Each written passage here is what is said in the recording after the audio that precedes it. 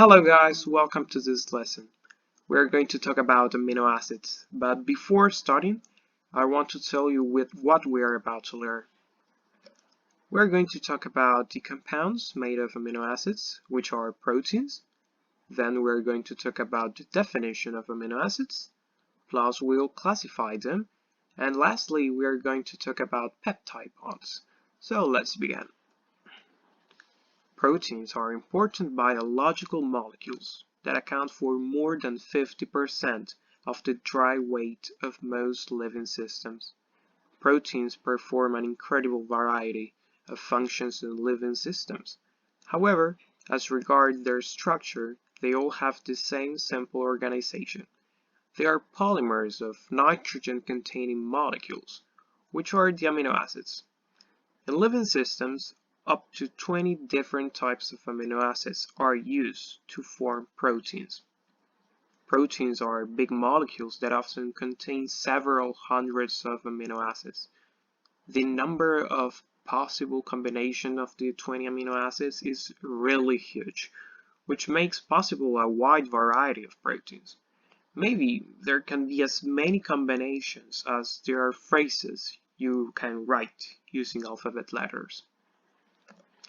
It is important to stress that the function of a protein is closely linked to its structure, which is the exact sequence and number of amino acids that make it up. Its structure is very important. In fact, if a structure is inaccurate or modified, a protein will lose its biological meaning, which means it won't work or will work badly. Here, for example, we have hemoglobin. The hemoglobin on the top has the right amino acid sequence, whereas the one below it has an incorrect amino acid. It provokes that hemoglobin won't work correctly. Amino acids consist of carbon, hydrogen, and oxygen, but compared to other biological molecules, they also contain nitrogen. So let's talk about what makes amino acids. Amino acids have carbon, oxygen, nitrogen, hydrogen atoms as well as sulfur that is present in some amino acids. They are arranged in functional groups or single atoms in the case of histidine. Each amino acid has a central carbon atom attached to an amino group, NH2. It also has a carboxyl group, COOH, and a hydrogen atom, H. That is the basic structure of the molecule, equal in all amino acids.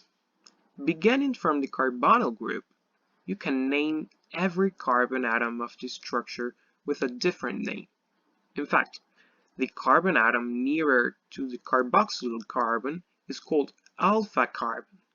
If in the structure there are more carbon atoms, the second carbon atom will be called beta carbon.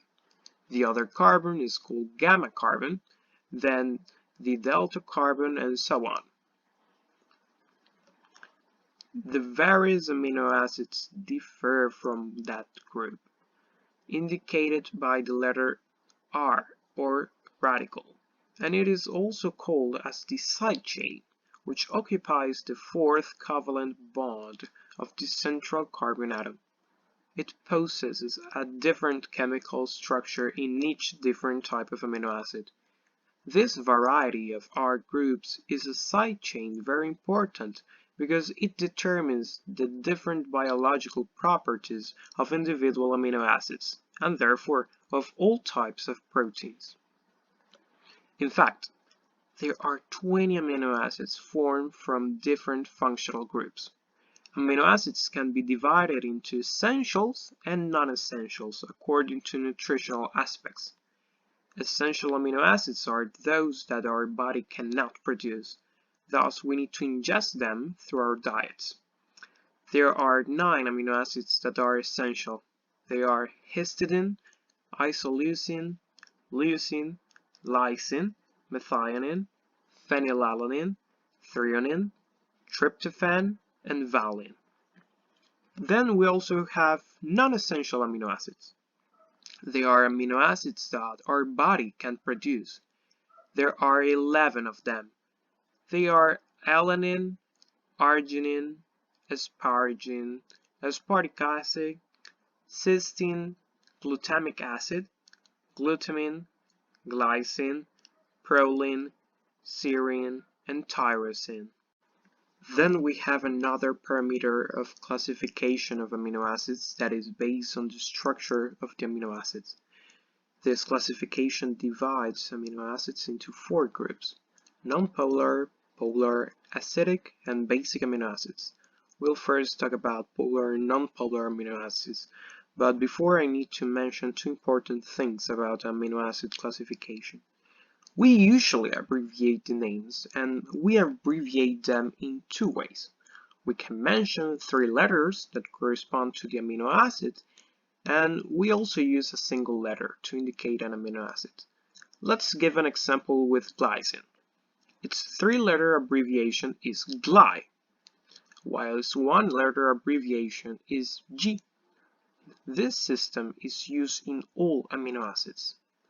Now, let's talk about polar and nonpolar amino acids.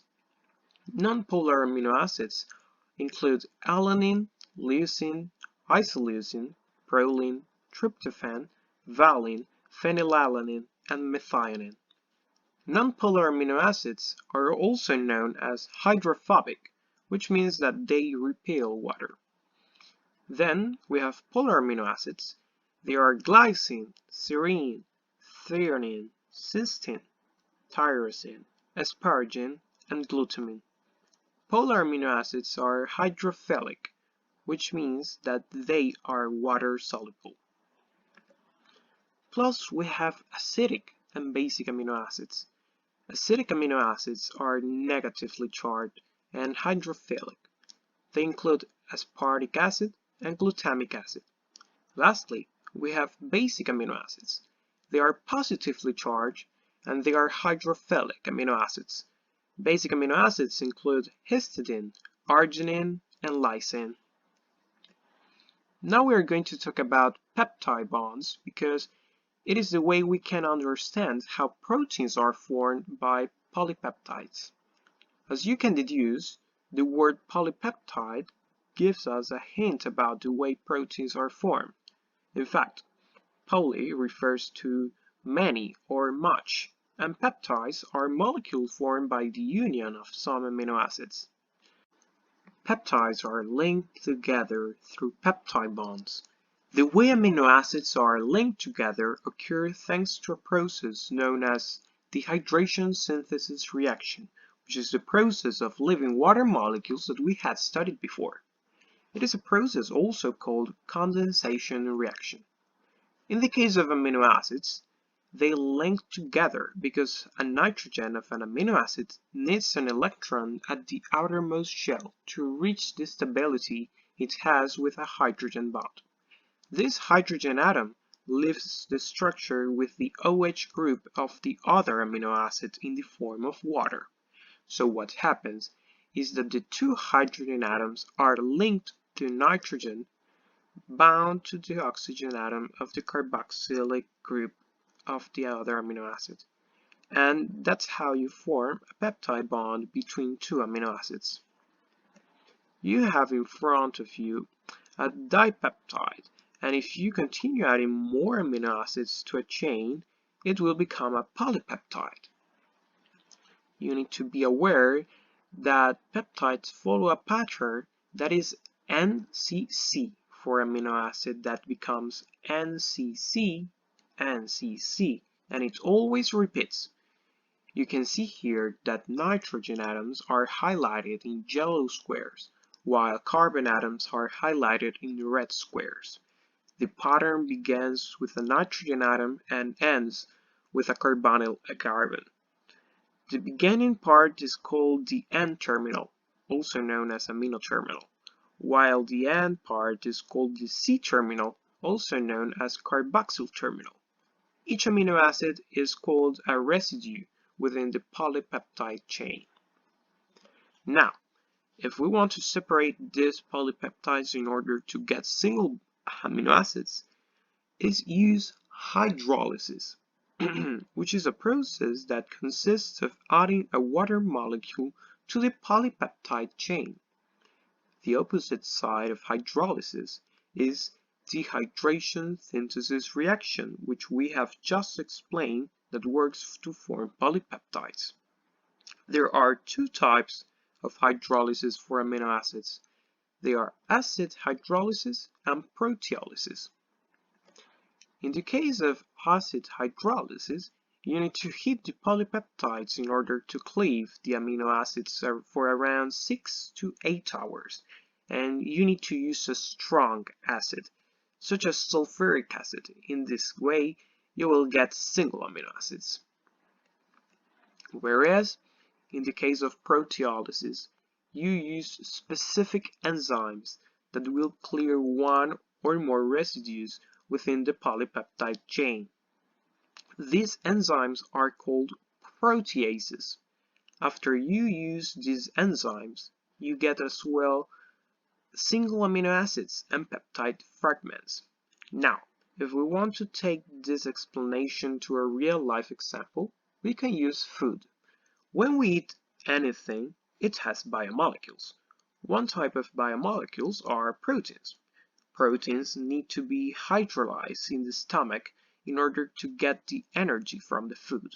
So, these processes of protein hydrolysis occur every time our body digests food. And well, that's all for this lesson.